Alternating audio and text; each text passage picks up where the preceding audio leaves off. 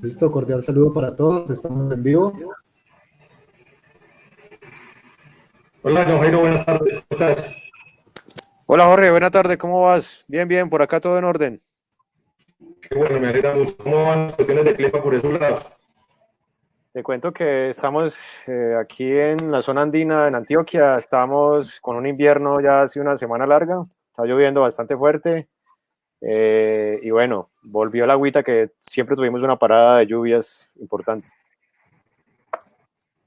Y los pronósticos en esa zona, John Jairo, ¿cómo es? De pronto para esta zona del Valle del Cauca, los 2 meses, el mes anterior y este han sido realmente muy atípicos. Por lo menos el mes de agosto fácilmente va a superar en precipitación el mes de abril, que es considerado un mes de lluvia. No sé, ¿en esa zona se comporta similar o qué han visto ustedes en eso, John Jairo?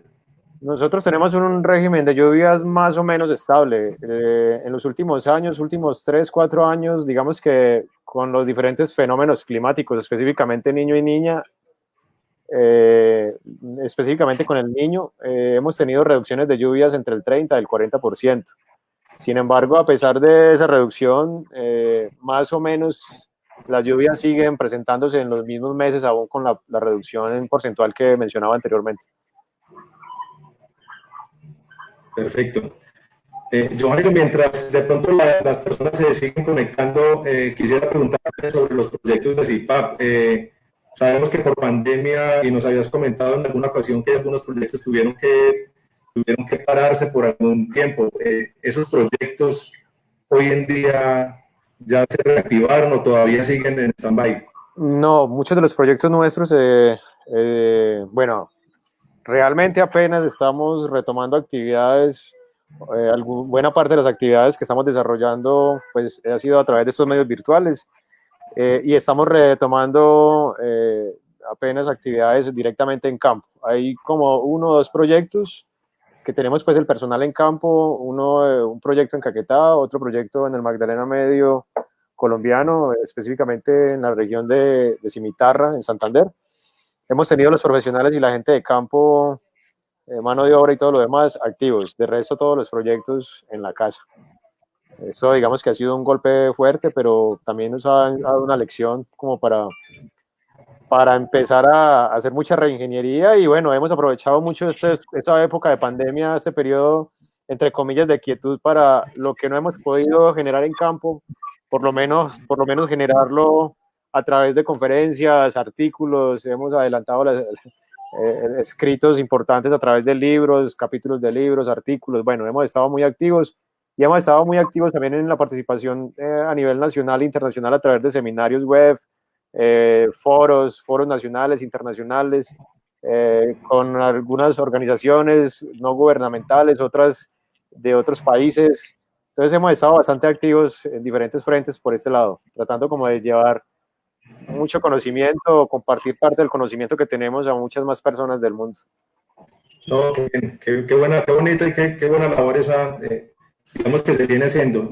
Y los proyectos que CIPAP ejecutaba internacionales, en alguna ocasión tuvimos conocimiento de los proyectos por fuera del país. ¿Estos proyectos también están reactivándose o todavía están?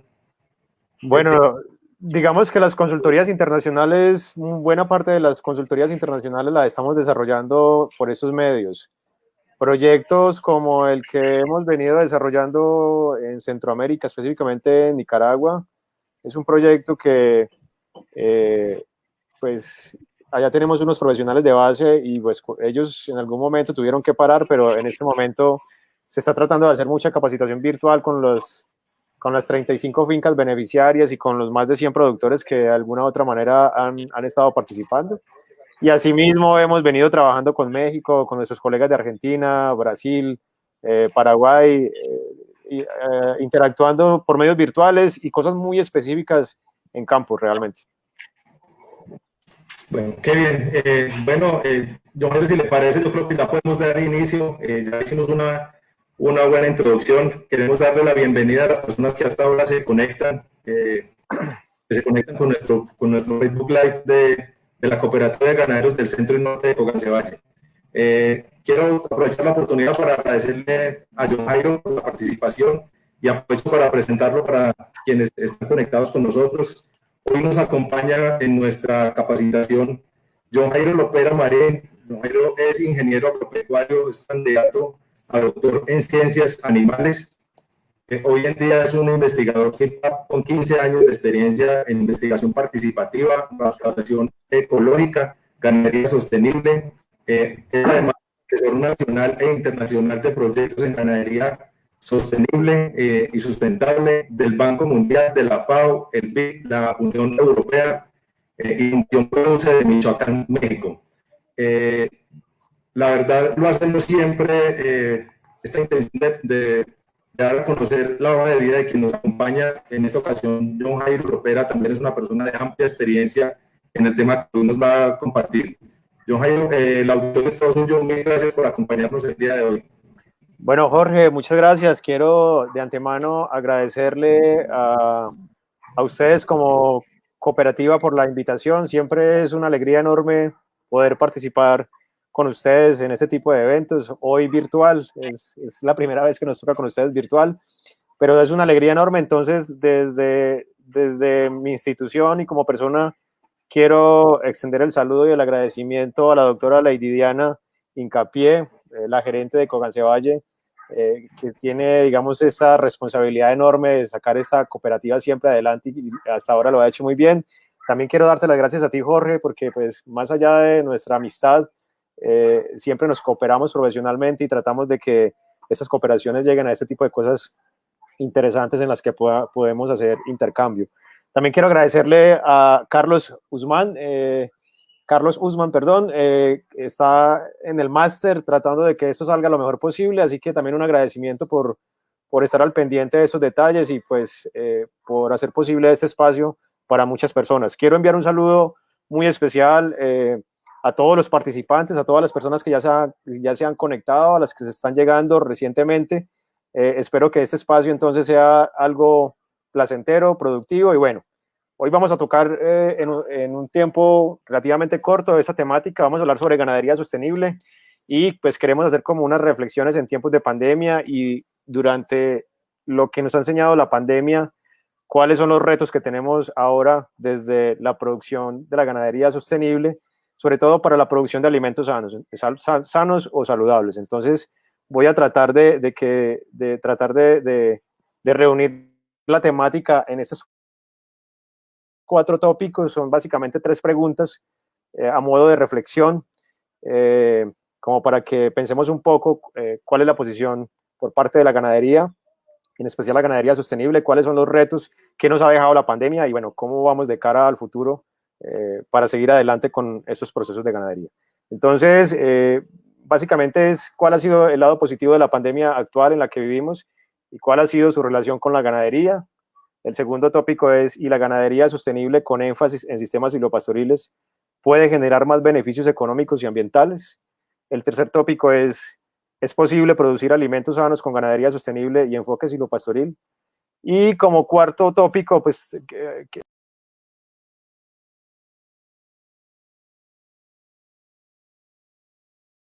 y en la medida de los comentarios que se vayan presentando durante esta ponencia.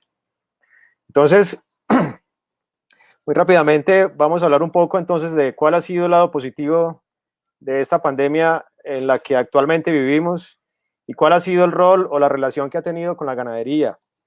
Entonces, desde esa óptica, quiero contarles un poco,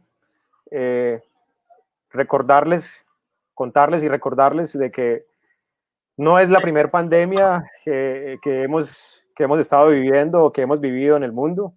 Hemos tenido una serie de pandemias desde los años 1165, 180, con la famosa peste antonina, y por allí hemos pasado por diferentes pandemias, entre ellas la peste bubónica, la peste negra, la viruela, la gripe española, entre otras, hasta llegar hoy al nuevo SARS-CoV y su enfermedad, la COVID-19.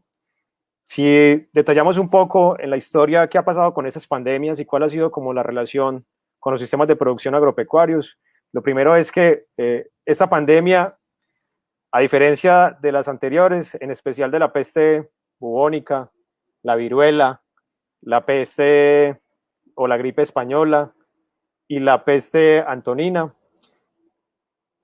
pues ha sido menos mortífera con relación a esas epidemias o pandemias que acabo de mencionar.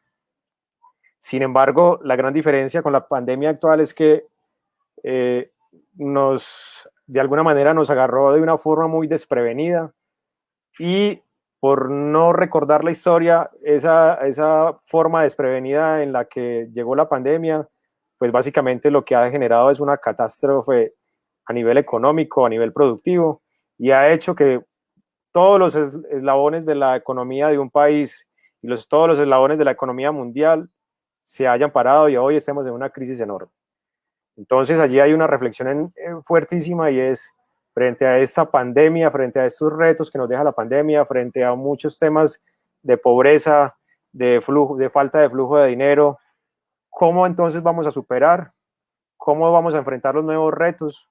¿Cómo vamos a tratar de cumplir los objetivos de desarrollo sostenible para que nuestras sociedades sean un poco más equitativas, conserven los recursos naturales, produzcan alimentos sanos, entre otros? Entonces, pues el mensaje de alguna manera que quiero transmitir aquí es que es tratar como de tranquilizarnos un poco. Hemos vivido muchas pandemias, unas más mortíferas que la actual, pero hoy la actual, aunque no es tan mortífera, aunque hemos perdido un montón de vidas, pues tenemos un reto enorme y como personas y como profesionales y como participantes de un gremio como el sector agropecuario, específicamente el ganadero, tenemos entonces esa responsabilidad de ayudar a la economía nacional, regional, local, pero también de producir alimentos de una mejor manera en la que se puedan conservar los recursos naturales y al mismo tiempo se puedan generar alimentos realmente saludables.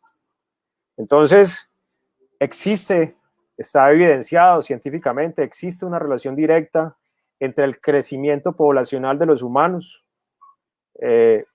y la aparición de las pandemias. En la medida en que las poblaciones, los asentamientos humanos fueron creciendo, en esa misma manera fueron apareciendo las diferentes epidemias, las diferentes pandemias, y eso ha desencadenado, digamos, desde el punto de vista de salud, ha desencadenado esta problemática. Sin embargo, este mismo razonamiento se ha venido aplicando a los sistemas de producción, en especial los sistemas de producción industrial.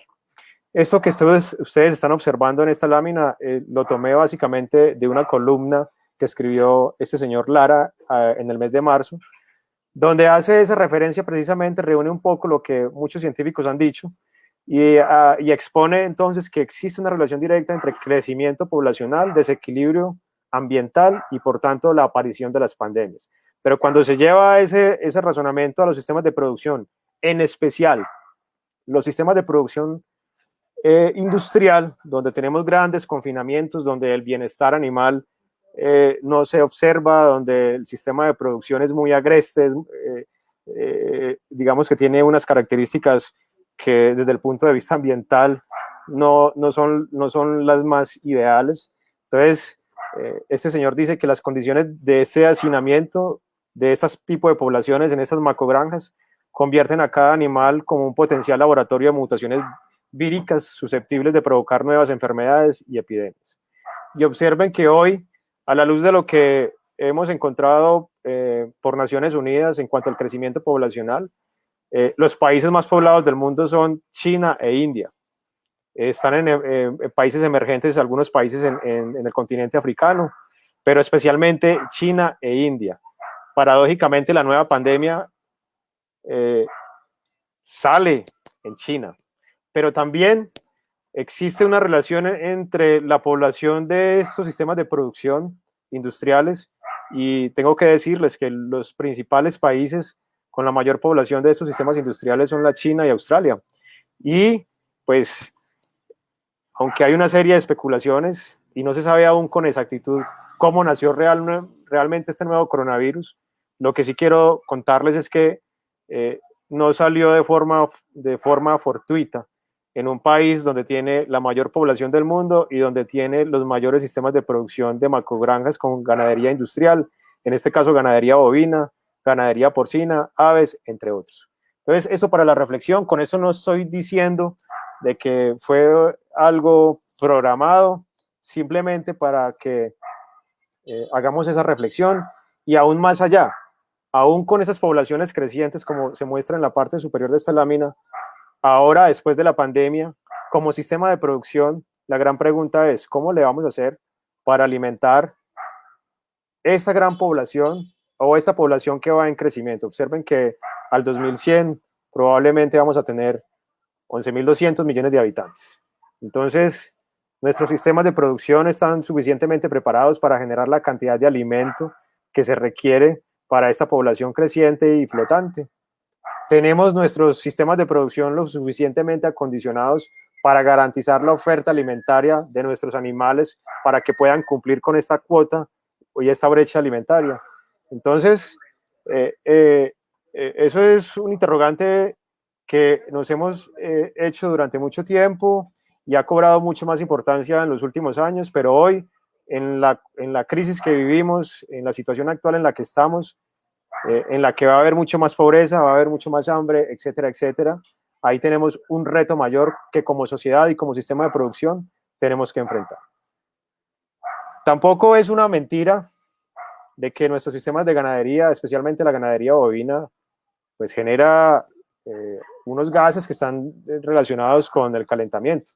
Es verdad que las vacas generan gases de efecto invernadero y eso sumatoria de gases de efecto invernadero pues contribuyen al calentamiento global, al cambio climático. En últimas, las vacas de alguna manera sí contaminan. Sin embargo, es un proceso fisiológico, es un proceso bioquímico que difícilmente vamos a poder cambiar en los rumiantes. Pero lo más importante de entender de esta situación es que las vacas realmente no tienen la culpa de toda la contaminación que hay en el mundo. Desgraciadamente, han sido catalogadas, han sido señaladas por muchas personas, por muchas organizaciones mundiales, por gobiernos, entre otros, donde básicamente señalan la ganadería como el principal contaminante o principal promotor de la contaminación y a su vez el principal culpable del calentamiento global. Entonces, en medio de toda esta situación se nos olvida que existen una cantidad de rumiantes en el mundo, como lo pueden observar en esta lámina, que también están alimentándose de biomasa forrajera en los bosques, en sus diferentes ecosistemas, y que ese proceso metabólico está generando gases. La gran pregunta es, ¿dónde está la cuantificación de esos gases de efecto invernadero? ¿Por qué la vaca sigue siendo la responsable? Pero también existen evidencias científicas que incluso algunos insectos como las termitas tienen más potencial incluso de producir mayor cantidad de gases de efecto invernadero que los mismos bovinos. Pero la otra verdad es que, de acuerdo a las cifras que existen a nivel mundial, la ganadería en general, cuando hablo de la ganadería no solamente me refiero a los bovinos, ganadería bovina, bufalina, cerdos, aves, ovinos, caprinos, es responsable de aproximadamente de la producción del 25% de gases de efecto invernadero. Y aún siendo responsables aproximadamente del 25%, ¿por qué nos siguen sumando el resto de las emisiones de los otros sectores de la economía? ¿Por qué hay tanta tolerancia con el 75% restante que están emitiendo las industrias, las grandes ciudades, los aviones, los automóviles, etcétera, etcétera? ¿Por qué la ganadería tiene que seguir cargando con este lastre? ¿Por qué la ganadería tiene que ser la responsable cuando realmente no produce la mayor cuota de gases de efecto invernadero? Entonces, en ese orden de idea, pues, en abril estuvimos con el doctor Thomas Preston, un científico inglés, hace parte de nuestro grupo de investigadores en CIPAV, y estuvimos participando con él en una conferencia en la Universidad de Antioquia, y este señor ya tenía para esta época unos cálculos de cuánto se había reducido los gases de efecto invernadero por efectos de la pandemia.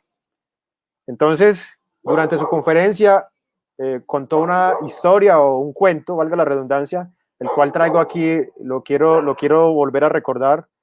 Tomé esto de la conferencia y traje este diálogo. Entonces, es una conversación entre la señora Pandemia y la señora Naturaleza. La señora Naturaleza le pregunta a la señora Pandemia: ¿qué noticias tienes durante estos tiempos en que estás trabajando? La señora Pandemia contesta: no te lo vas a imaginar, es increíble. ¿Puedes creer que en 4 meses de trabajo hemos reducido las emisiones de gases de efecto invernadero en un 17%? Claro, no es suficiente, pero el camino es claro: trabajar desde la casa, caminar o ir en bicicleta al trabajo, dejar los aviones en la tierra. Es claro lo que tenemos que hacer. La señora Naturaleza vuelve y pregunta: ¿y qué más ha pasado?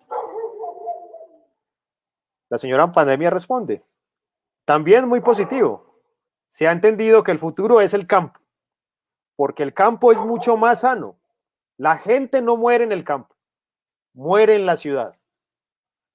Entonces, aquí hay una reflexión profunda, señores, y lo decía el doctor Preston en su conferencia y lo quiero hoy reafirmar tomando sus palabras, y es que esta pandemia ha dejado en descubierto de que el sector agropecuario, nuestra ruralidad, nuestro campo, cobró una importancia en todos los sentidos, porque en el campo se puede vivir mejor, pero el campo, a pesar de todas las dificultades que generó la pandemia, es quizás el único sector que no paró, siguió produciendo leche, siguió produciendo carne, becerros y una cantidad de servicios ecosistémicos en función de la sociedad y para la sociedad. Entonces, en 4 meses, reducir el 17% de los gases de efecto invernadero a nivel mundial tiene un efecto profundo, y eso significa que cuando nos guardaron a todos en la casa, pararon la industria, dejan evidencia que la ganadería no es realmente la culpable y la responsable de toda la hecatombe y la catástrofe ambiental. Entonces, un llamado de atención, y es que por favor, con más ímpetu, tenemos que defender nuestro sector y pedirle a toda la comunidad en general que deje de señalar a nuestra ganadería como la principal culpable de esta tragedia. Entonces, de todo modo, lo quiero compartir con ustedes. Estas son las emisiones a nivel global de gases de efecto invernadero para el sector ganadero. Aquí tenemos bovinos, cerdos, aves, ovinos, bufalinos, entre otros. Esto está en millones de toneladas de CO2 equivalente. Es cierto que el ganado bovino tiene la mayor producción de gas de efecto invernadero dentro del sector agropecuario, dentro de la ganadería, pero vuelvo y repito, no somos los principales responsables de las producciones de gases de efecto invernadero. Y esta otra gráfica, pues ya digamos, lo pone un poco más en color y lo ayuda a explicar un poco mejor, y se puede observar que en el caso de América Latina y el Caribe, la ganadería de carne es la que más produce gases de efecto invernadero, seguido de la ganadería de leche, pero observen lo que pasa en Asia y en la India específicamente, Asia Oriental y Sudeste Asiático, cómo la torta se invierte de alguna otra manera.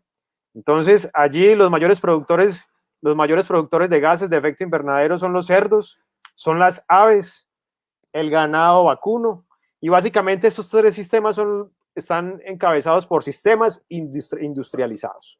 Entonces, para la reflexión, se evidencia pues que en este caso de Asia Oriental, pues tenemos esos 3 sistemas de producción que son los que más podrían generar gases de efecto invernadero, pero su explicación básicamente está dado y sustentado en sistemas industriales de ganadería que a su vez pues pudiesen tener alguna relación por ese tipo de manejos con la generación de nuevas epidemias, enfermedades, entre otros. Pero, ¿qué ha pasado entonces durante estos meses?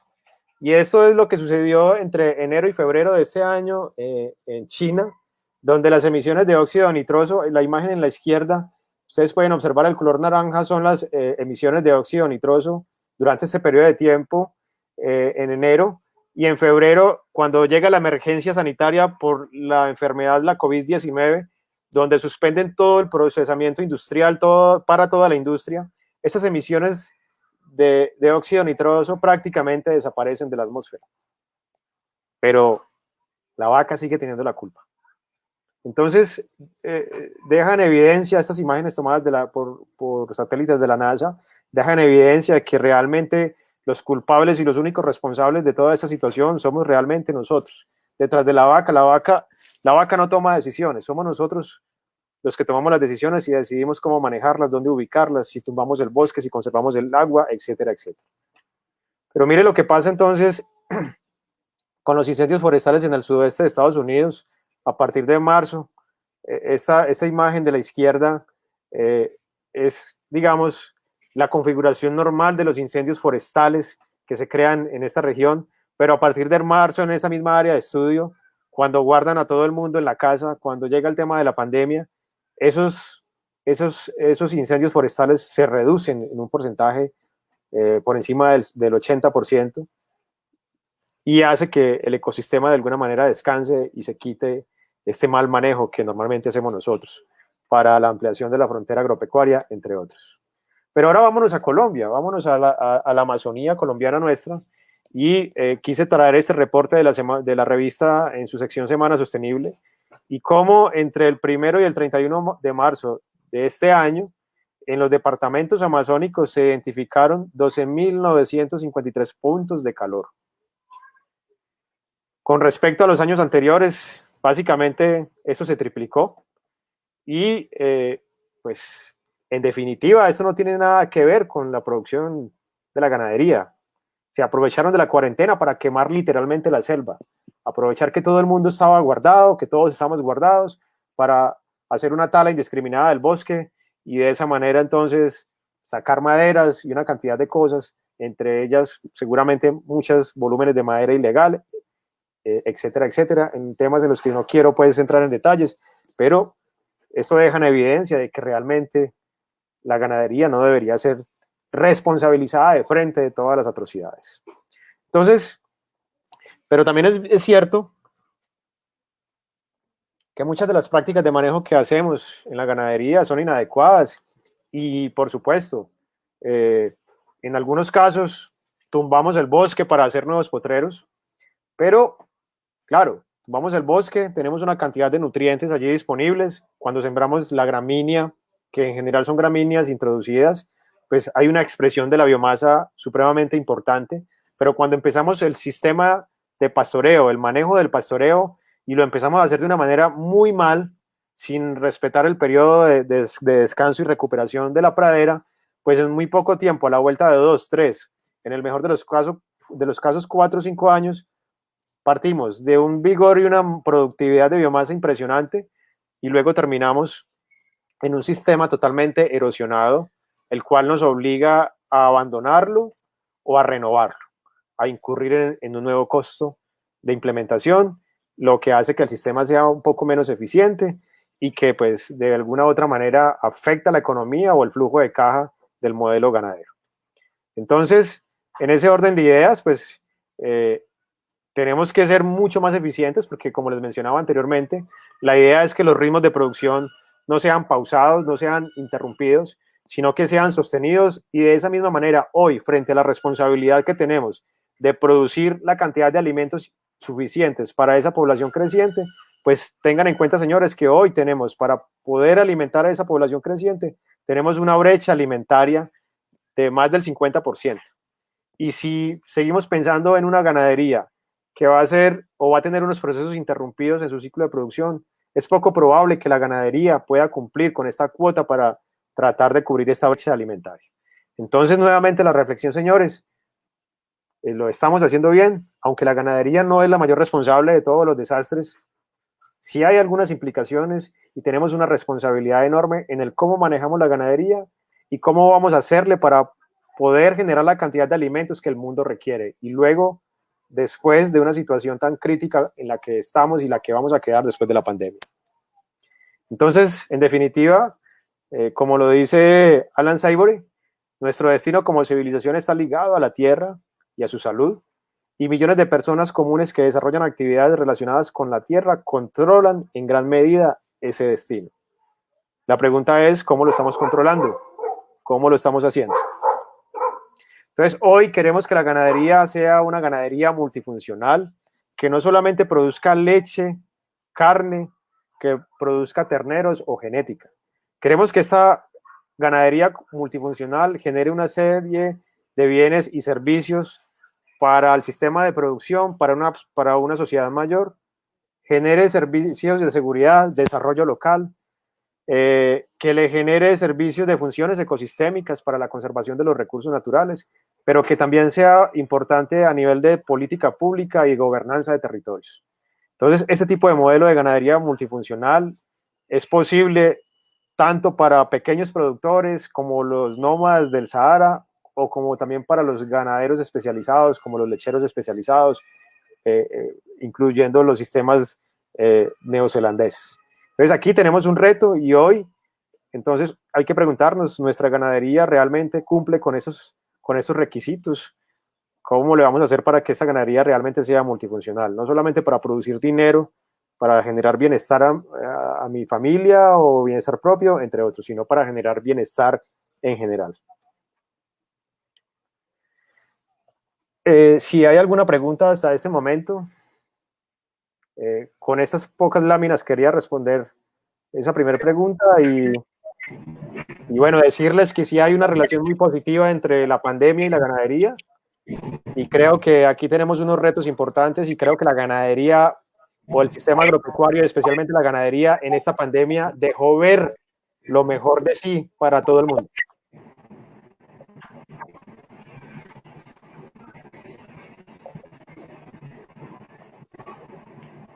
Jorge, ¿hay alguna pregunta? Jairo, no, aquí hasta ahora no hay preguntas. Aprovecho para darle la bienvenida a las nuevas personas que se han conectado hasta ahora y decirles también que si tienen de pronto alguna inquietud nos las pueden registrar a través de Facebook y nosotros en algún momento lo vamos desarrollando a través de la charla. Por ahora no hay preguntas, John Jairo. Podemos continuar. Listo, muchas gracias, Jorge. Entonces, veníamos al final hablando de ganadería multifuncional, pero ¿cómo logramos esa ganadería multifuncional? Nosotros creemos que lo podemos hacer a través de modelos de ganadería sostenible. Y la pregunta ahora es entonces, ¿y la ganadería sostenible con énfasis en sistemas silvopastoriles puede generar más beneficios económicos y ambientales? Entonces, primero definamos qué es la ganadería sostenible con énfasis en sistemas silvopastoriles. Eso que les voy a leer a continuación, lo voy a leer textual y literalmente. Eso es un concepto tomado y adaptado a partir de la definición que se formuló en el proyecto de ganadería colombiana sostenible, que duró 10 años. Entonces, básicamente el concepto es, incluye diversas formas de uso de la tierra que aplican los principios agroecológicos al diseño y manejo de sistemas silvopastoriles y sistemas silvopastoriles intensivos con múltiples finalidades. Esos sistemas ganaderos protegen y usan con inteligencia el agua, el suelo, y la biodiversidad biológica local en íntima y sinérgica relación con los animales domésticos destinados a la producción de alimentos estratégicos de alta calidad. La ganadería sostenible fomenta el empleo formal, promueve la calidad de vida de la gente del campo, ofrece bienestar a los animales y genera servicios ecosistémicos para todos. Entonces, de alguna manera, este concepto que acabo de compartir y leerles a todos ustedes es un concepto que de alguna manera abarca toda esta primera parte de las cosas chéveres que la ganadería evidenció o ha evidenciado hasta el momento en esta situación de pandemia. Entonces, nosotros en Colombia hemos venido trabajando con este tipo de ganadería con énfasis en sistemas silvopastoriles.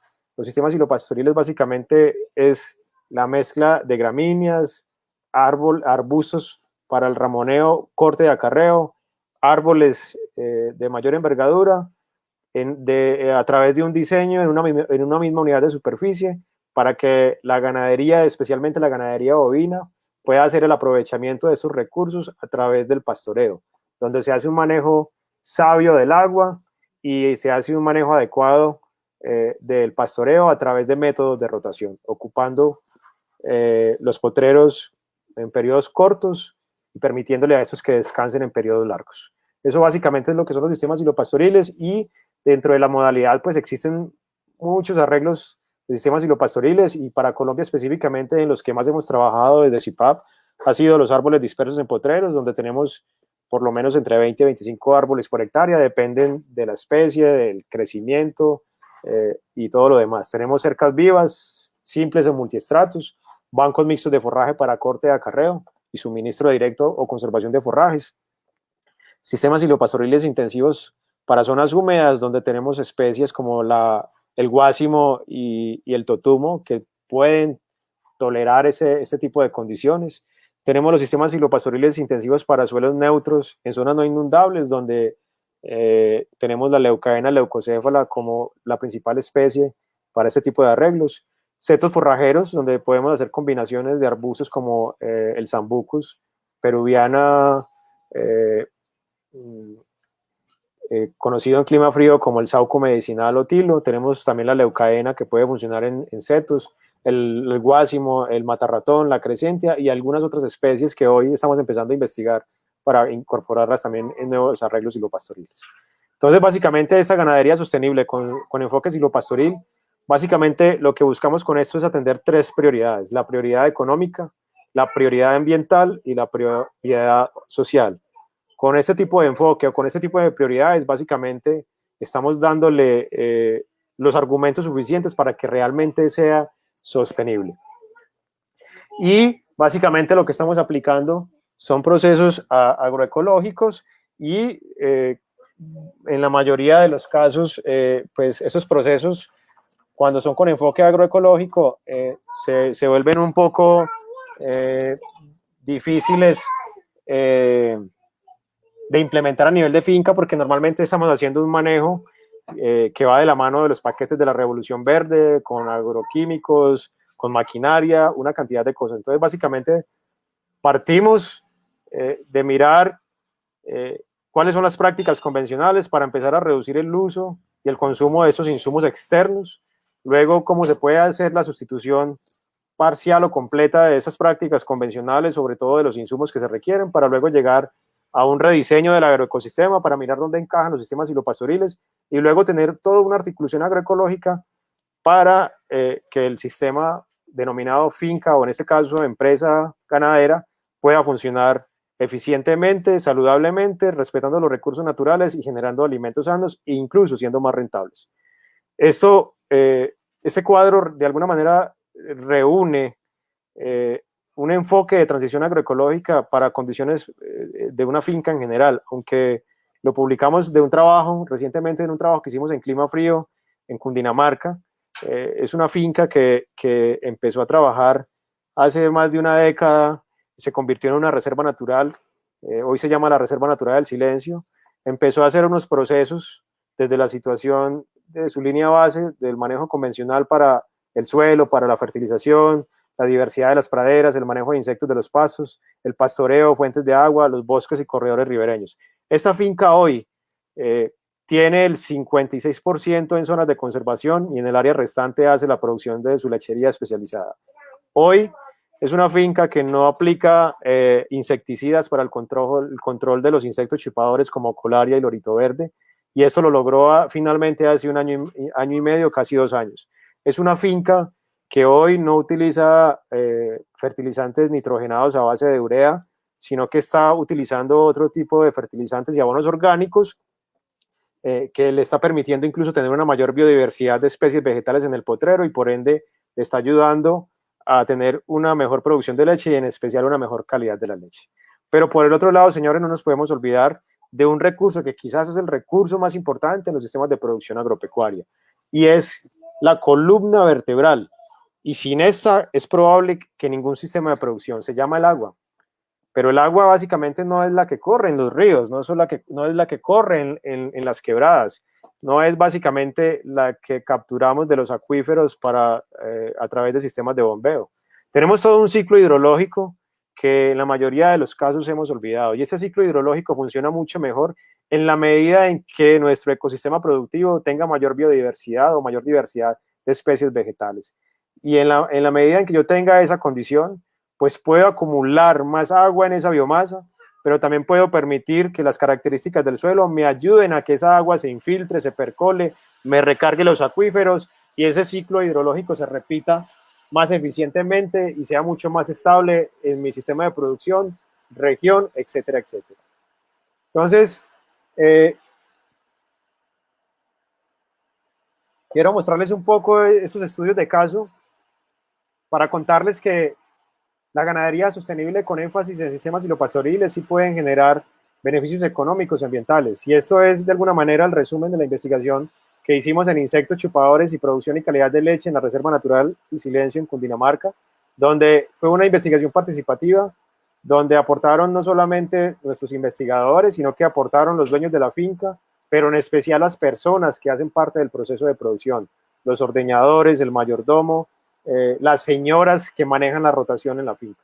Básicamente aquí evaluamos 3 modelos de producción, un sistema de monocultivo en pasto quicuyo, donde básicamente teníamos casi el 90% de esta gramínea en el potrero, un sistema mixto, donde aproximadamente el 50% era quicuyo y el otro 50% era leguminosas rastreras y otras especies de gramíneas nativas de la región, y un sistema de sombra parcial, es decir, árboles en potrero que le estaban generando sombra a una gramínea y donde el ganado venía haciendo el pastoreo aprovechando esa gramínea para la producción de leche. ¿Qué evaluamos básicamente? Evaluamos las poblaciones de colaria, de insectos chupadores, específicamente colaria, lorito verde, pero también evaluamos el nivel de daño en el pasto y la relación que tiene eso con la producción y la calidad de leche. Aquí evaluamos básicamente la Reserva Natural del Silencio, pero también evaluamos una finca que se llama la Reserva Natural Potrero Grande. Esta finca en particular ya tenía todo el proceso de transición agroecológica. Esta otra finca, apenas al momento de la evaluación, tenía 2 años de estar en ese proceso de transición agroecológica. Ustedes pueden observar que en términos generales, esta finca que tiene el proceso de transición agroecológica tiene menos cantidad de insectos que la finca que está apenas en ese proceso. Pero los sistemas arborizados y los sistemas mixtos tienen menos cantidad de insectos que en el monocultivo. Y esa misma historia se repite en el sistema, en la otra finca que estaba iniciando ese proceso. Se puede observar entonces que en cuanto a poblaciones de colaria y lorito verde, pues aquí existen unas poblaciones muy bajas, mientras que esta finca, si uno quisiera ir realmente a la literalidad del manejo sobre los insectos, la literatura reporta que a partir de 10 insectos adultos para colaria y a partir de allí se tiene que hacer algún tipo de control, en especial controles químicos para el control de esos insectos. Cuando evaluamos el número de insectos en los diferentes arreglos, aquí ya ustedes pueden observar, este es el caso de Reserva Natural del Silencio y Potrero Grande, pues esta finca prácticamente tenía unas poblaciones muy bajas, siendo mucho más bajas en los sistemas mixtos y en los sistemas con sombra, con árboles, mientras que Potrero Grande pues tiene unas poblaciones todavía muy grandes, hoy está haciendo los ajustes del manejo donde está empezando a reducir el uso de insecticidas, pero está empezando a incorporar más especies vegetales en el potrero, pero ustedes pueden observar que incluso en los sistemas mixtos y arborizados pues hay una tendencia a que exista una menor población de esos insectos. Ahora, el nivel de daño en hojas. Ustedes pueden observar que, qué pena, no lo aclaré. Estos niveles de daño básicamente se configuran de la siguiente manera. Daño 0 es ausencia de daño. Daño 1 es un daño muy leve. Daño 2 es un daño grave. Daño 3 prácticamente es el foliolo totalmente necrosado. Entonces, los daños no deseables en la biomasa es el daño 2 y el daño 3.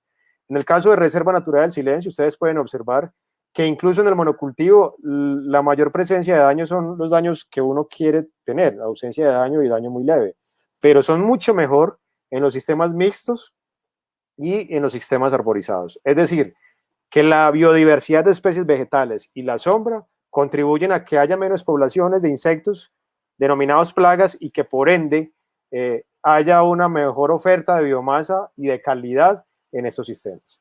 En la otra finca, pues en este proceso de transición, ustedes pueden observar que aquí es inverso, hay mayor daño en los daños indeseables en términos generales, pero es un poco menor en los sistemas mixtos y arborizados, es decir, la presencia de la mixtura que ya está allí en este proceso de transición agroecológica, más los árboles, ya están empezando a generar un proceso positivo para que estos niveles de daño y las poblaciones se puedan ir controlando de una manera mucho más eficiente. Este es el histórico en cuanto a los costos de fumigación para el control de insectos en esta finca, en especial la Reserva Natural del Silencio. Y ustedes pueden observar cómo, me interesa sobre todo este valor, cómo desde el 2012 hasta el 2020, cómo empezaron a reducir los costos de fumigación, excepto en el 2015 que tuvieron una crisis y les tocó allí aumentar nuevamente la fumigación, pero sin embargo superaron la crisis y volvieron a retomar, y desde el año 2019 hasta el presente no han vuelto a tener que realizar ningún tipo de aplicaciones y se han ahorrado esta cantidad de dinero que es importante en la economía de este sistema productivo. En la Reserva Natural del Silencio, en el 2017, esta era la conformación botánica de la pradera. Ustedes pueden observar que el 71% era básicamente quicuyo y el porcentaje restante básicamente era tréboles, reygrases, lotus, el horchoro, la acmela, la falsapoa. Pero ustedes pueden mirar ya en el 2019, hasta el año pasado, cómo esa configuración botánica cambió positivamente. Se reduce el monocultivo de quicuyo y se incrementa significativamente la presencia de otras especies, lo que hace o lo que permite tener una mayor biodiversidad. Ya no estamos hablando propiamente de un monocultivo, estamos hablando de una pradera biodiversa que está generando una cantidad de servicios importantes para la producción de la leche y la calidad de la leche. Ustedes pueden observar acá entonces, la imagen de la izquierda es una imagen satelital del 2018 y ustedes pueden observar todo ese sector es la ganadería asociada a conservación, a bosques, entre otros. Y cuando hicimos el análisis de vegetación diferenciada, que básicamente nos sirve para identificar la sanidad o el estado sanitario de la vegetación, encontramos que toda la zona de ganadería y obviamente articulado a la zona de bosques, el color, en la medida en que el color verde es mucho más oscuro, pues está diciendo que esa biomasa es mucho más sana, que tiene unas características particulares por los procesos de fotosíntesis y lo que refleja en ondas magnéticas que permite tener esta coloración y es concordante, digamos, de alguna manera con su manejo y con todo lo que ha venido generando la finca en la última década. Ahora me quiero ir para el piedemonte amazónico en el Caquetá. Aquí evaluamos unos sistemas, 30 fincas, donde evaluamos unos sistemas testigos, sistemas silvopastoriles intensivos, bancos mixtos de forraje y árboles dispersos en potreros. Y ustedes pueden observar que los sistemas de ganadería sostenible con énfasis en sistemas silvopastoriles son superiores en la producción de leche, de litros vaca día, en su producción de leche comparado contra el sistema testigo. Pues por supuesto, al tener esas características de incrementos en producción, pues por supuesto esto va a tener un impacto directo en la economía, como se puede observar. Aquí tenemos el ejercicio económico de cuánto es el precio de venta, incluso el precio de venta en los sistemas silvopastoriles es menor que en el modelo testigo, y cómo se empiezan a reducir los costos de producción si se comparan con el sistema testigo. Estamos hablando de 473 pesos con respecto a 612, 425 y 486 con respecto a 612 pesos. Y la utilidad bruta, pues básicamente pasa de un 40% a un 49, 53 y 47%.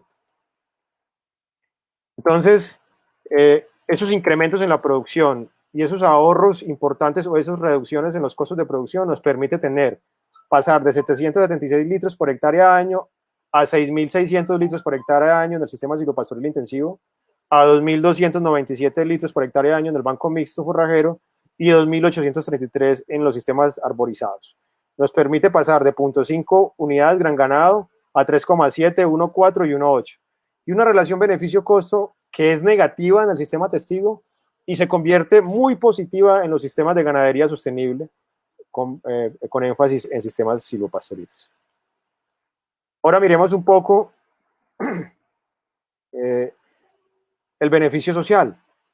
Entonces, con esas producciones por unidad de superficie por hectárea año, pasamos a tener, esos están dólares, pasamos a tener $286 a $2.197, a $764 y $942. Logramos producir menos de un empleo a más de un empleo, por acá 4 empleos, 1.5 empleos y 1.8 empleos al año, con unos incrementos porcentuales pues totalmente increíbles y básicamente haciéndolo de una manera mucho más interesante, más saludable, cuidando los recursos naturales con responsabilidad social. Estas fincas que evaluamos, esas 30 fincas que evaluamos en promedio, tenían 59.3 hectáreas. La finca testigo con 59.3 hectáreas en el modelo convencional al año en ingresos brutos estaban generando alrededor de $17.000.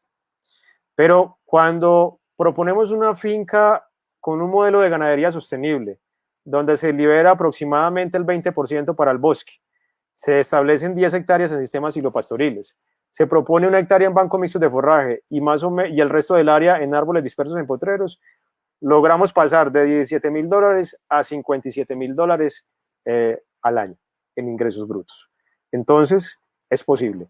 Y eso es bien interesante porque para las condiciones y las características de este territorio, estamos generando unos empleos con todos los beneficios que se requieren y estamos evitando que parte de los jóvenes se vayan a la selva amazónica a estar involucrados con cultivos ilícitos o con grupos al margen de la ley. Ahora me voy para el Valle del Cauca, donde seguramente muchos de ustedes se encuentran ubicados. Esta es la Reserva Natural Lucerna, Hacienda Lucerna, en Bugalagrande Valle. Esta gráfica básicamente está cruzando la producción de leche desde el 2005 hasta el 2019 y la precipitación, la cantidad de lluvias que ha tenido en este mismo periodo. Ustedes pueden observar que aún con los diferentes fenómenos climáticos como el Niño y la Niña, esta es una finca que tiene más de 25 años con la presencia de sistemas silvopastoriles y la producción de caña orgánica para la generación de panela de este mismo tipo para exportación, y produce leche hoy, la única leche orgánica del país que está en el mercado. Ustedes pueden observar que aún con un componente criollo como es el ganado de Lucerna, un componente colombiano como es el ganado de Lucerna, la tendencia de la producción de leche, a pesar de los procesos y fenómenos climáticos, es a mantenerse y a incrementar. Pero observen cómo es la tendencia de la precipitación. Con todos los fenómenos climáticos, la tendencia es a disminuir la presencia de lluvias. ¿Qué significa esto? Que esa finca durante este periodo de tiempo, que lleva más de 25 años en procesos de ganadería sostenible con énfasis en sistemas silvopastoriles, ha tenido una capacidad y ha adquirido una resiliencia para que el sistema se pueda adaptar a los diferentes procesos de cambio climático. Aún en los momentos más críticos de lluvias, en los fenómenos del Niño, la producción de leche se sostiene y se mantiene. Ahora quiero comentarles que el proyecto Ganadería Colombiana, que recientemente terminó, logró implementar 35,000 hectáreas de sistemas silvopastoriles en el país. Pero lo más interesante, o dentro de las muchas cosas interesantes, es que logró liberar 18,000 hectáreas de bosques protegidos por ustedes, los ganaderos. Es decir, los ganaderos no destruyen, los ganaderos pueden conservar los recursos naturales. Y en este proceso se evitaron más de 1,600 hectáreas de deforestación.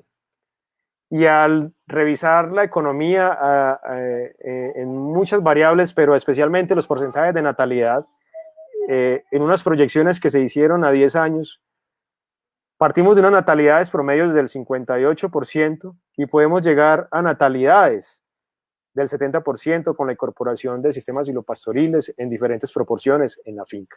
Recuerden que uno de los grandes secretos económicos de la ganadería está en la reproducción, específicamente en la natalidad.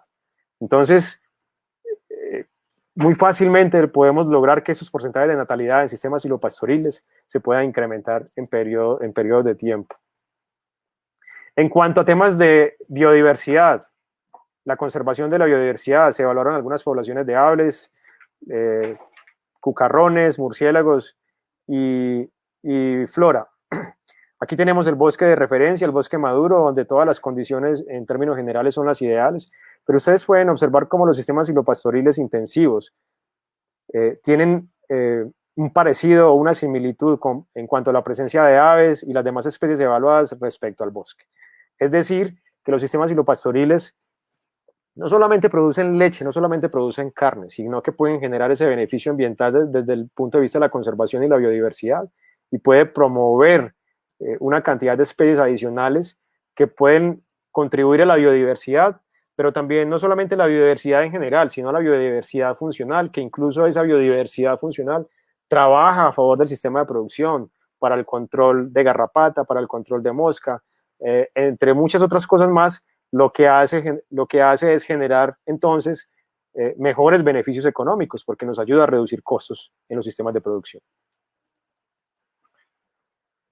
Entonces, con esto quería contarles muy rápidamente con esos momentos o esos estudios de caso de que sí es posible generar beneficios económicos y ambientales a través de la ganadería, con énfasis en sistemas silopastoriles, la ganadería sostenible con énfasis en sistemas silopastoriles. Jorge, ¿hay alguna pregunta del auditorio? No, John Jairo, hasta ahora no tenemos una pregunta vía chat, pero sí me llegó una pregunta al chat de WhatsApp que quiero transmitirle, y es que me dicen cuál es la oportunidad que tiene la ganadería frente a otras especies de poder mitigar un poco ese impacto medioambiental. Al principio mostrabas unas cifras muy contundentes de lo que podría ser la eliminación de los bovinos por la emisión de gases de efecto invernadero. ¿Qué oportunidad tienen los bovinos? Y me parece, digamos, importante hacer énfasis digamos, en el manejo que pueda tener de esos bovinos para poder que el impacto no sea fuerte. Muchas gracias, Jorge. La pregunta es demasiado pertinente y sobre todo muy, muy, muy importante. La ganadería tiene todo el potencial, tiene toda la oportunidad.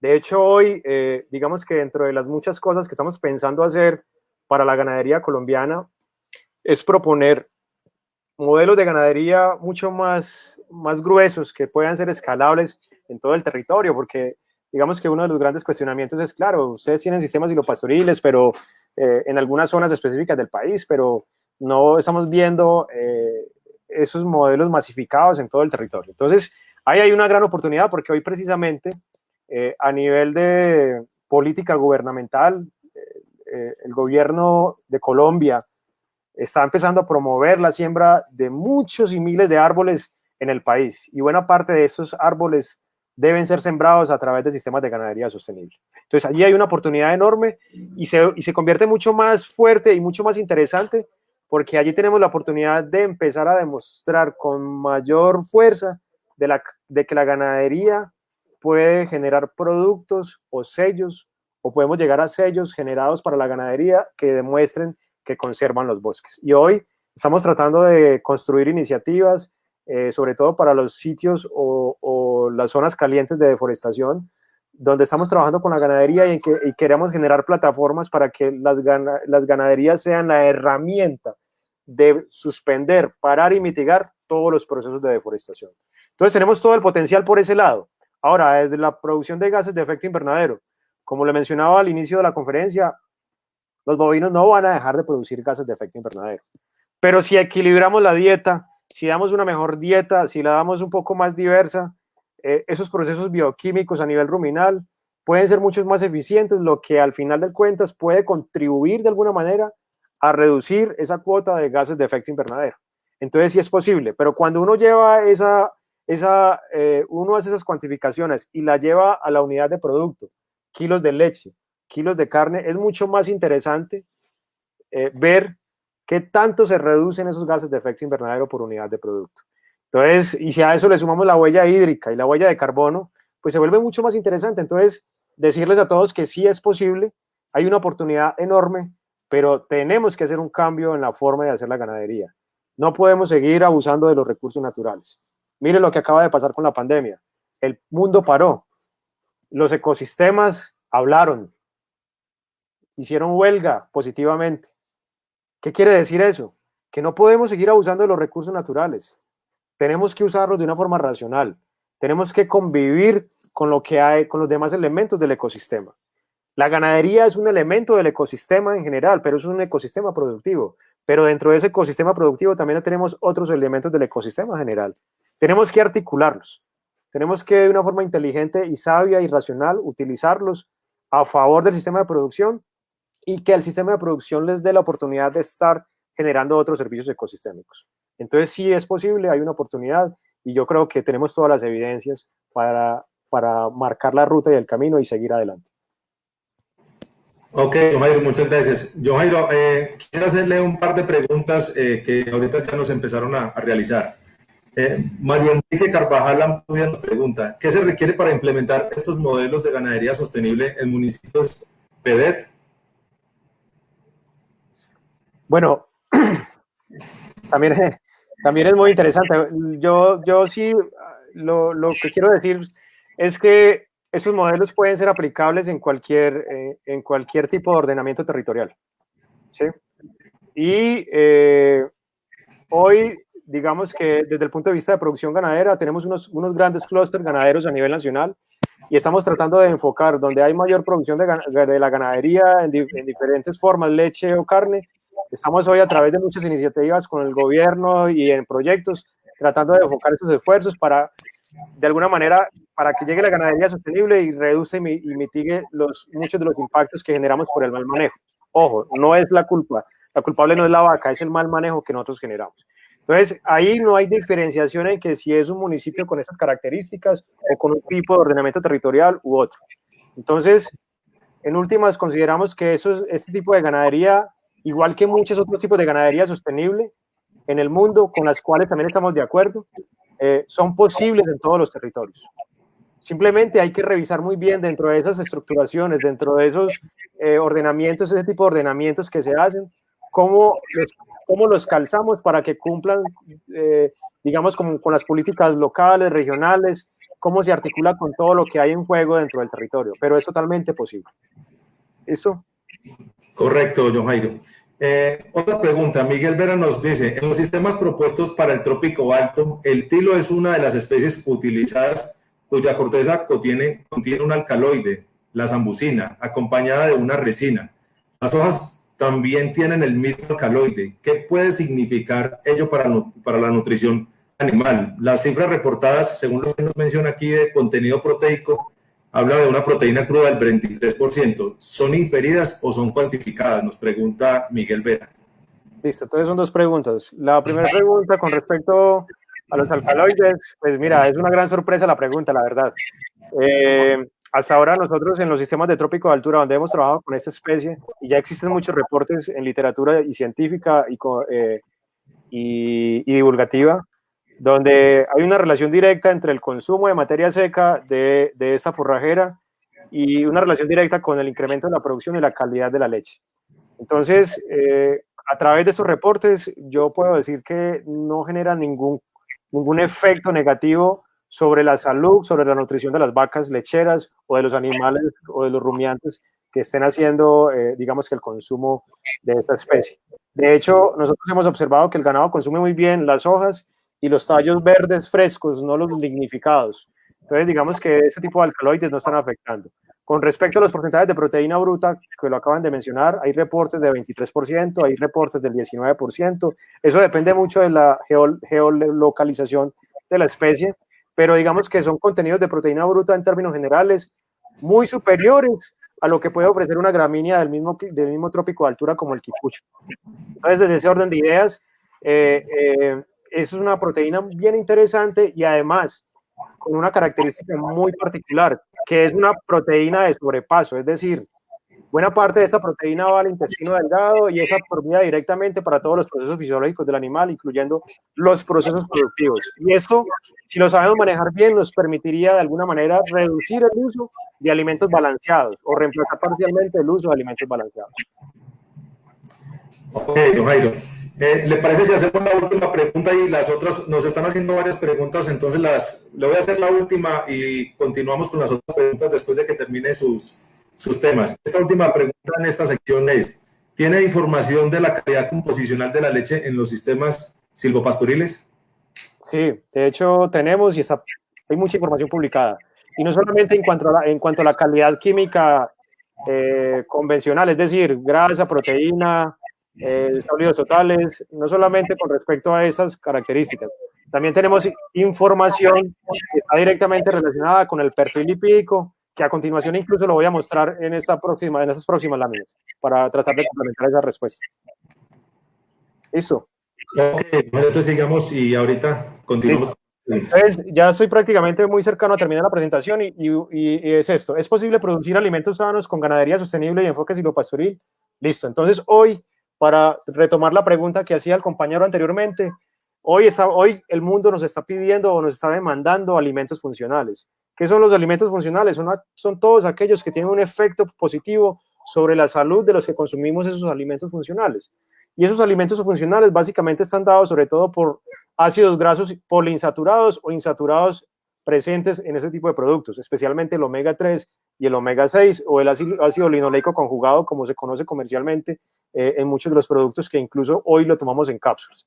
Entonces, la leche todavía no es un alimento funcional, pero digamos que todo el esfuerzo que hemos venido desarrollando es para que de alguna otra manera ya la estemos perfilando con sistemas de ganadería sostenible, con énfasis en sistemas silopastoriles como un alimento funcional. Entonces, ¿de qué se trata? Se trata de que con estas dietas que se generan en los sistemas silopastoriles, con gramíneas y arbustos directamente amoniados, todo esto llega al rumen y bioquímicamente hay una transformación.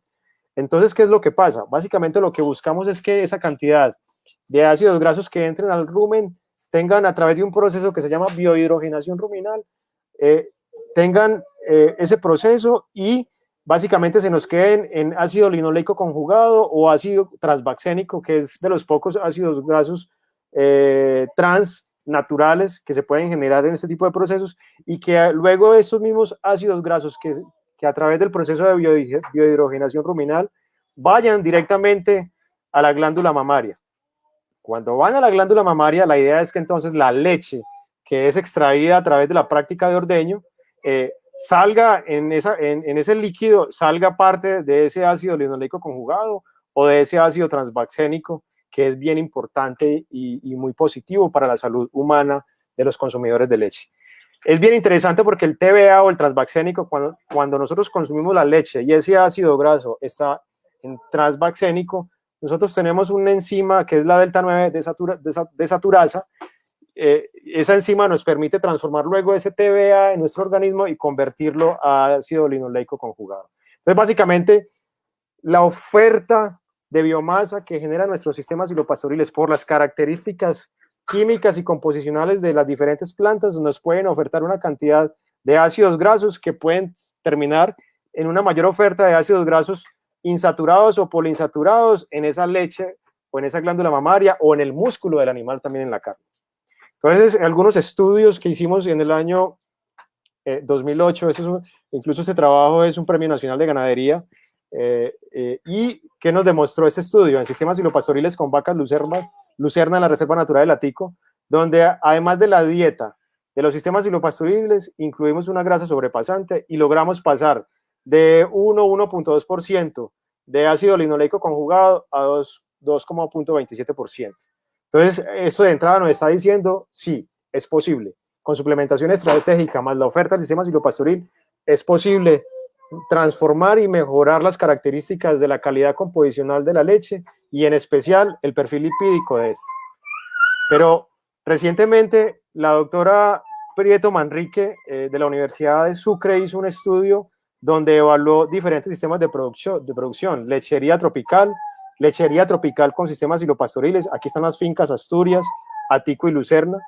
El doble propósito sin sistemas silopastoriles y doble propósito con sistemas silopastoriles. En medio de las muchas cosas que evaluó los índices de heterogeneidad. Y básicamente el índice de heterogeneidad es un índice que indica el potencial de obstrucción de las arterias y toma en cuenta los ácidos grasos heterogénicos. Básicamente estos son ácidos grasos saturados que pueden generar daños, sobre todo problemas cardiovasculares, arterioscleróticos en la salud de los humanos en relación con los ácidos grasos monoinsaturados y poliinsaturados. Entonces, básicamente, ¿qué encontró en estas leches? Si ustedes observan las lecherías tropicales con sistemas silopastoriles, especialmente el Atico, Asturias y Lucernas, tienen unos, y especialmente el Atico, tiene unos índices de heterogeneidad muy bajos. Es decir, para que una persona tenga el riesgo de sufrir una enfermedad aterogénica, en el caso de las mujeres, el índice debería ser a partir de 5, en el caso de los hombres, a partir de 5,5. Pero esta reflexión es bien interesante porque los sistemas silopastoriles nos pueden ayudar a tener unos índices de heterogeneidad muy bajos, pero en términos generales, estas lecherías evaluadas también tienen unos índices de heterogeneidad muy bajos y muy por debajo de los umbrales para tener el riesgo o el potencial de sufrir una enfermedad de este tipo. Entonces, aquí también para empezar a desmitificar un poco el tema del no consumo de la leche y la campaña tan agreste que muchos de nuestros nutricionistas, dietistas, fitness y otros han venido haciendo. No tomen leche bovina, pero tomen leche de almendras. Y ustedes me van a disculpar, pero yo no conozco la primera almendra con glándula mamaria que produzca leche. Entonces, ¿dónde estamos? Entonces hay que tener mucho cuidado con las modas, con los argumentos, y tenemos que empezar a refutar también con nuestros propios argumentos y defender nuestros propios productos. Entonces tenemos la leche orgánica. Este es el caso de Hacienda Lucerna en Bugalagrande, que hoy a través de Celema están produciendo la leche del origen, una leche orgánica producida en 2 fincas, Reserva Natural del Atico y Hacienda Lucerna. Esta leche tiene unas características de calidad composicional extraordinarias, pero es una leche que adicional a eso, pues tiene un perfil lipídico bien interesante conformado por ácidos como el oleico, linoleico, donde está el ácido linoleico conjugado, y que pues por supuesto esta leche entera con esas características, si yo me la tomo, pues me va a generar un beneficio mucho más interesante. Pero adicional a eso, esta es una leche que hoy en los procesos de ultrapasteurización no tiene la necesidad de incluirle en ese proceso estabilizadores. Recuerden que normalmente en estos tipos de procesos de ultrapasteurización, por los cambios de temperatura caliente-frío y esos extremos, las proteínas, si no se aplica un estabilizante de proteínas, las proteínas pueden sufrir unos cambios químicos muy importantes, lo que hace que si no se le aplique esos estabilizantes, la leche empieza a tornarse en forma coagulada, con otras características que son poco deseables al momento de consumir, así la leche esté en condiciones normales para tomarse. Sin embargo, quiero anotar que esta leche orgánica no requiere ningún tipo de estabilizante, y una de las explicaciones científicas que hoy tenemos es la presencia de muchos de los compuestos secundarios o fenólicos que tiene, en este caso, la leucaena leucocéfala, que es la planta que consumen estas vacas lucerna, tanto en el Atico como en la Hacienda Lucerna, en sus sistemas silopastoriles, en estos modelos de ganadería sostenible. Y esos compuestos secundarios o fenólicos, que fueron llamados durante mucho tiempo compuestos antinutricionales o factores antinutricionales, son los que hoy nos permiten mantener las características de esa leche, aún en procesos de ultrapasteurización, en condiciones de no afectación, es decir, la proteína no se desestabiliza. Y esos compuestos básicamente son los taninos y las aponinas, específicamente o especialmente los aponinos. Este cuadro de la izquierda es la comparación de leche bovina, caprina y ovina. Y aquí tenemos entonces la lista de polifenoles o compuestos secundarios o bioquímicos que pueden tener las plantas que consumen esos rumiantes. Ustedes pueden observar que los caprinos y los ovinos particularmente tienen más presencia de esos polifenoles en la leche. La pregunta es, ¿por qué? La respuesta es mucho más sencilla, porque los ovinos y los caprinos, especialmente los caprinos, no solamente consumen gramíneas, sino consumen una cantidad de árboles que tienen esa cantidad de compuestos. Entonces, en la medida que un bovino pueda consumir especies arbustivas ricas en compuestos fenólicos como los taninos, es probable que entonces, adicional a lo que ya tiene la leche en el perfil lipídico, estas leches pues no van a tener la posibilidad de tener estos estabilizantes, que en algunos casos, dependiendo del uso y las cantidades, pueden tener incluso acciones negativas sobre la salud de los consumidores en el largo tiempo. Entonces, finalmente, hoy, adicional a esto que acabamos de mencionar, tenemos otras iniciativas, y esta es la iniciativa de la marca colectiva del queso Caquetá en el piedemonte amazónico del Caquetá, donde se están produciendo leches con ese sello único en su denominación a nivel nacional, donde básicamente están protegiendo los bosques, están haciendo una ganadería sostenible con sistemas silopastoriles y unos manejos de planificación predial a nivel de territorio muy interesantes. También tenemos el ejemplo de algunos colegas internacionales. Es un queso mexicano, el queso tipo cotija, que hoy se exporta a unas zonas de Estados Unidos y Canadá, producido específicamente en sistemas silopastoriles. Pero las características de este queso, que también tiene una denominación, básicamente se les está dando la nutrición de las vacas, que es tomada de los sistemas silopastoriles con leucaena en esas condiciones de México. Ahora vamos a la carne. Esa es una evaluación que hicimos en Colombia, en la sabana inundable de Arauca, donde básicamente evaluamos ganado comercial Brahman y F1 Brahman por romo sinuano, ganados criollos, y evaluamos en términos de proteína, grasa, humedad y ceniza en sistemas silvopastoriles, potreros con pastos introducidos y potreros con pasturas nativas. Ustedes pueden observar entonces que los sistemas silvopastoriles, en este caso, generaron una mayor cantidad de grasa y una mejor humedad en la carne. Y ustedes pueden observar que en los mismos sistemas silvopastoriles, el componente romosinuano, el cruce de romosinuano por Brahman, tiene unas características similares e incluso superiores a lo que puede generar un Brahman comercial en este tipo de sistemas. Es decir, en términos de gustosidad, dureza, suavidad y aceptación, los sistemas silvopastoriles con un componente criollo cruzado, en este caso los romosinuanos, hace que las características organolépticas de la carne, expresadas en gustosidad, dureza, suavidad y aceptación, sean muy interesantes, y eso está explicado precisamente por la mayor presencia de grasa y humedad en esos sistemas silvopastoriles. Y aquí está el ejemplo de muchas marcas, productos cárnicos o de carnes en el mundo, y aquí está la carne retinto, producida en las dehesas, donde también se produce el jamón ibérico en España y Portugal. Estos son ganados europeos propios de la región, donde en los momentos en que no hay producción de bellotas para alimentar los cerdos ibéricos que producen el jamón, pues entra el ganado a hacer el pastoreo y a hacer la transformación del ecosistema en producción de carne con unas características y unos cortes bien interesantes. También, ya lo mencioné, el jamón ibérico o el cerdo pata negra. Nosotros tenemos descendientes de esos cerdos en Colombia. Uno de ellos es el cerdo criollo sabanero en la sabana inundable de Arauca, que es un cerdo que cuando se hacen los asados tiene unas características interesantísimas de gustosidad y sabor y de grasas bien interesantes. Y estos cerdos en particular se alimentan con las bellotas que producen los encinos y los cuercos que están aquí en estos ecosistemas milenarios. Entonces, sí es posible.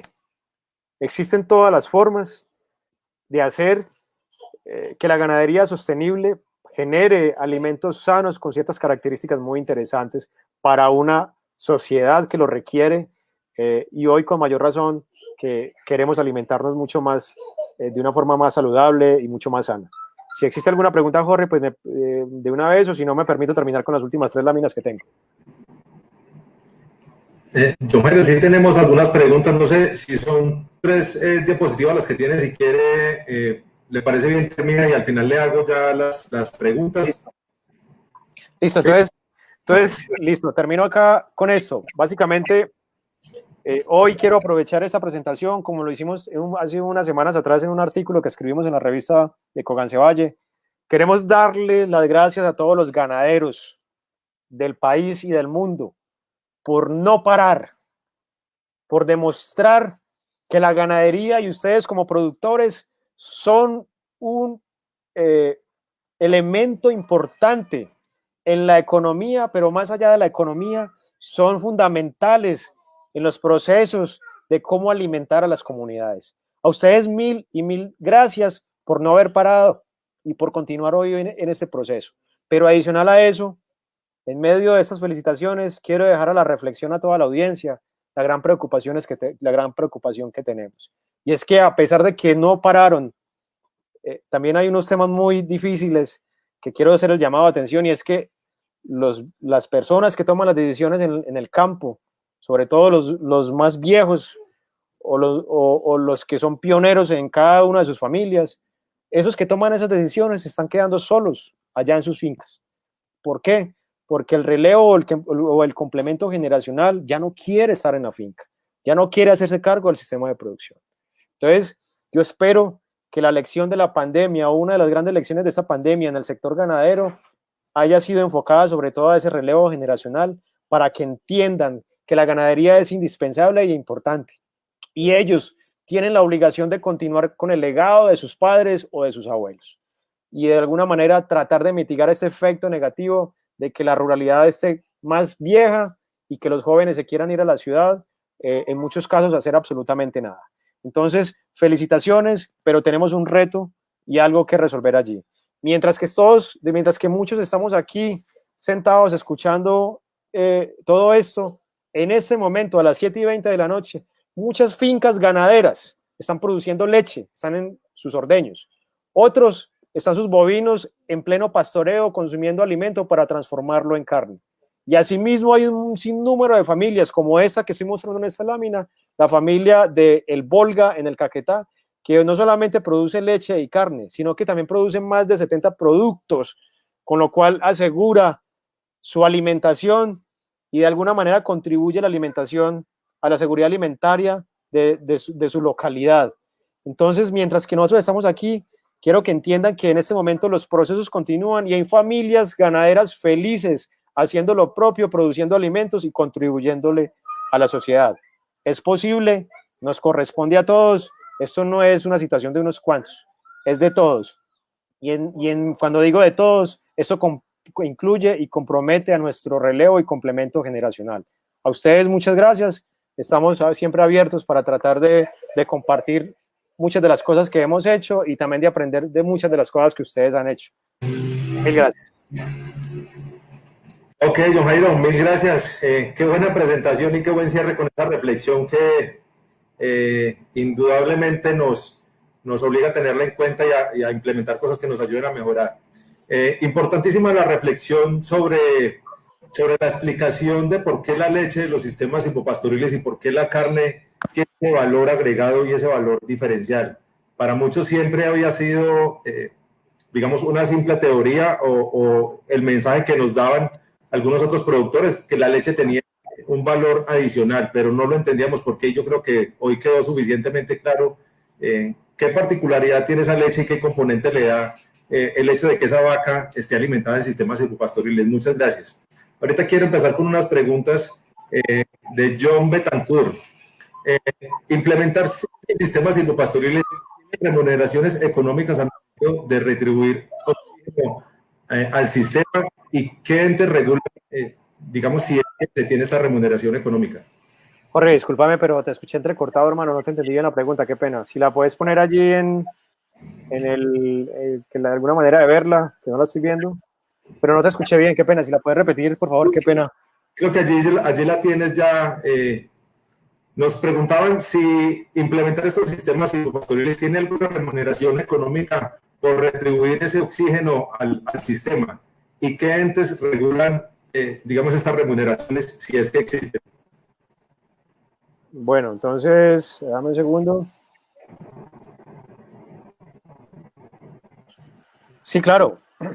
Remuneración económica, por supuesto. A ver, digamos que una de las talanqueras que tiene las implementaciones de los sistemas silvopastoriles es que inicialmente pues tienen unos costos importantes de implementación. Sin embargo, cuando se hace de la forma correcta y luego se maneja bien, ese retorno de la inversión se recupera realmente muy rápido. Los estudios económicos que se han hecho hoy a nivel nacional de sistemas silvopastoriles, incluso con firmas que contrató el Banco Mundial, nos está diciendo que los retornos se pueden alcanzar en algunos casos, dependiendo del tipo de arreglo, entre el segundo y cuarto año.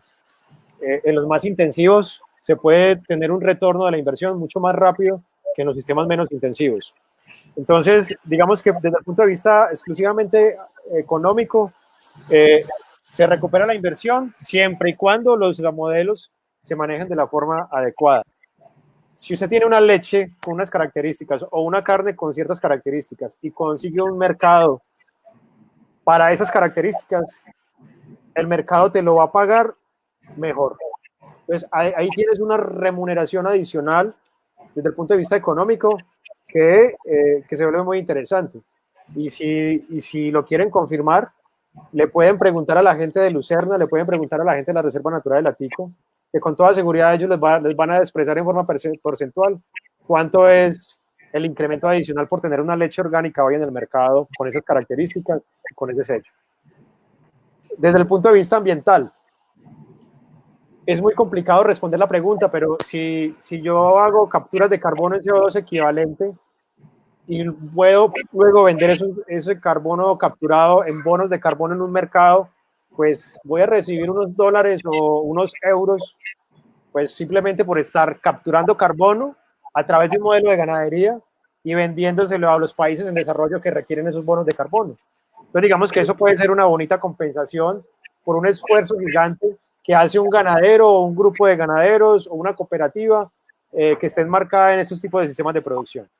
Pero adicional a eso, si usted hace una ganadería donde incluye la conservación del recurso hídrico y tiene temas de biodiversidad, pues yo te he hecho un cuento. Si usted hace cuentas en una calculadora, es probable que las cifras no te quepan. Pero ¿quién te paga por eso? Probablemente nadie te lo va a pagar. Pero lo más interesante es que si nadie te lo paga, es probable que toda esa biodiversidad, toda esa conservación esté funcionando a favor del mismo sistema como lo mencionaba en algún momento de la presentación. Entonces me ayudan a reducir costos. ¿De qué tipo? Costos en fertilizantes, costos en insecticidas, probablemente costos en el control de parásitos internos, porque un animal bien nutrido se enferma menos. Recuerde que la enfermedad entra por la boca. Si un animal mal nutrido, pues se enferma. Entonces es probable que las poblaciones de parásitos internos y la persistencia de esos en épocas de verano e invierno sean menores y por ende pues los controles sean mucho más particularizados, más selectivos y eso me ayude en la columna o en la estructura de costos, pues obviamente reducir eso. Puedo, como allá muchas fincas lo están haciendo en el país, reducir o quitar la fertilización química, irme por fertilización orgánica. Eso ya es de entrada un costo importantísimo. Pero hoy, digamos que una de las grandes cosas que estamos logrando es que en muchas fincas, sobre todo en clima frío, donde se utiliza el alimento balanceado de una forma desaforada, estemos empezando a reemplazar porcentualmente el alimento balanceado porque la cantidad de proteína o de nutrientes que ofrecen los sistemas y los pastoriles con ese tipo de arbustivas no lo permiten hacer. Entonces ahí digamos que también hay un valor agregado y desde el punto de vista económico una reducción de costos muy importante. Recuerden que en el trópico de altura casi el 70% de los costos están basados en alimentación y le sigue además la fertilización. Entonces ahí estamos generando un tema bien interesante y que esa estructura de costos se reduzca. Entonces digamos que sí puede existir muchas maneras, hay que hacerlo bien, hay que hacerlo, pero hay que hacerlo bien, no a medias ni a poquitos y no de pronto un día así y mañana no. Hay que hacerlo bien. La tarea hay que hacerla bien. Ok, John Jairo, muy claro. Muchas gracias. Alfonso Romero, desde Sincelejo, nos pregunta, ¿qué costo tiene el establecimiento por hectárea y si hay incentivos del gobierno actualmente? Sí. Dependiendo del arreglo, los sistemas más simples, que son las cercas vivas con su protección y todo lo demás, pueden oscilar alrededor del 1.700.000, 1.900.000 por hectárea. Y los sistemas más complejos, como los intensivos, con franjas de árboles maderables, pueden costar con la red de acueducto ganadero, cerca eléctrica y todo lo demás, alrededor de 6, 7 millones de pesos la hectárea. ¿Sí? Pero, repito, esos costos de inversión, cuando se hacen y se logran y se manejan bien, el retorno es muy rápido. Entonces, usted a partir del segundo o tercer año prácticamente ha recuperado la inversión y empieza en un punto de equilibrio a generar unas divisas mucho más interesantes, hablando desde el punto de vista económico.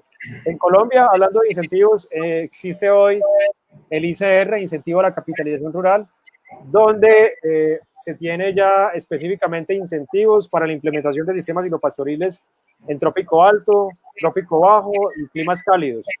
Dependiendo del área, dependiendo de las densidades, pues hay unos rubros o hay unos valores que te confieren a la inversión, pero para mayor exactitud, pues habría que revisar la normatividad, pero sí, existen ese tipo de incentivos. Hoy queremos generar, digamos, muchas más estrategias, pero eso es lo que digamos que por regla y por normatividad existe. Ok, John Jairo. Otra pregunta, Leonardo Antonio García desde Nicaragua nos pregunta, ¿cómo ha sido la participación e incidencia de los ganaderos para que el gobierno establezca como política el programa de siembra de árboles y apoya al sector pecuario? Interesantísima la pregunta y me alegra mucho que haya audiencia desde Nicaragua. Para responder la pregunta, el proyecto Ganadería Colombiana Sostenible, que es un proyecto que recientemente se terminó, en enero de este año se terminó, fue un proyecto de 10 años, logramos trabajar con 4.100 familias ganaderas en 5 regiones importantes de Colombia. Y los resultados del proyecto nos han llevado hoy a que primero se construya la NAMA de ganadería bovina para Colombia. La NAMA básicamente son las acciones nacionalmente apropiadas de mitigación. Y hoy, por primera vez en Colombia, estamos obteniendo los resultados en términos de emisión de gases de efecto invernadero para Colombia, con los inventarios reales y con las características propias de los diferentes sistemas de producción.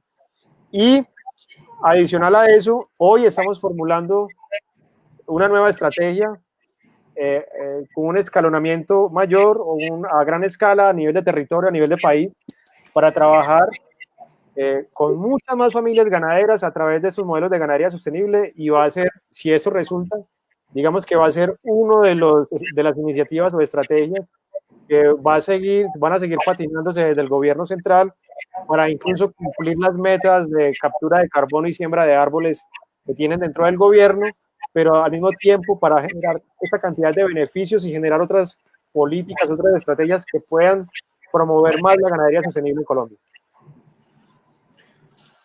Ok, John Jairo, perfecto. John Jairo, muchas gracias. Esas son todas las preguntas que teníamos en el chat. Nuevamente damos las gracias a todas las personas que nos acompañaron en esta capacitación virtual el día de hoy. John Jairo, a usted mil gracias por aclarar todos estos conceptos, y yo creo que es sumamente importantes, y espero que para toda la audiencia haya quedado muy claro. No sé si tenga algún comentario ya para finalizar, John Jairo.